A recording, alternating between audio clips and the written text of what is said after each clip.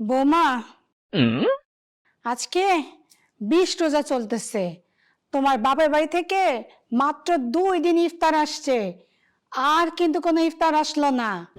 মা, ইফতার কি courier service নাকি যে প্রতিদিন আসতে হবে?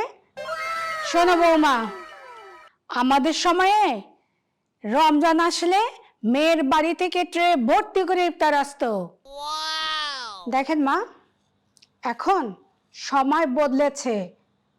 সময় পাল্টাইছে মানে? শ্বশুর বাড়ি থেকে ইফতার পাঠাবে, এটা আবার ফ্যাশন নাকি? না মা, এটা ফ্যাশন না, কিন্তু সবকিছুতে এত প্রতিযোগিতা লাগবে কেন? এটা কোনো প্রতিযোগিতা না, এটা হচ্ছে সম্মান। পাশের বাড়ির রহিমার ছেলের শ্বশুর বাড়ি থেকে ট্রে ভর্তি করে প্রতিদিন ইফতার আসে। মা, রহিমা খালার জামাই তো 3-3বার চাকরি বদলাইছে। তুমি আবার অন্যের জামাই নিয়ে টানাটানি করতেছো কেন? আপনিও তো অন্যের ইফতার টানতেছেন। তোমার বাপের বাড়ি গরিব নাকি যে ইফতার পাঠাতে পারে না? না মা, আমার বাবার বাড়ি গরিব না, কিন্তু তারা ভাবছে আপনি তো ভালো রান্না করেন। মানে?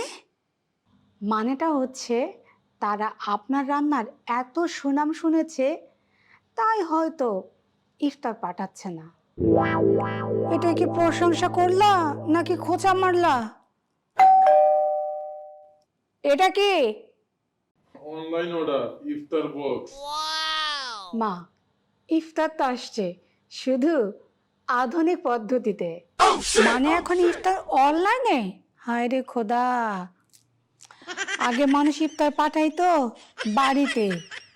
কি যুগ আসলো, আর কত কিছু যে দেখতে হবে আল্লাহই জানে। এখন মানুষ ডেলিভারি দেয়। সময় বদলাইছে। হ্যাঁ মা, সময় বদলেছে, আর এই সময়ের সাথে আপনি অ্যাডজাস্ট হয়ে নেন।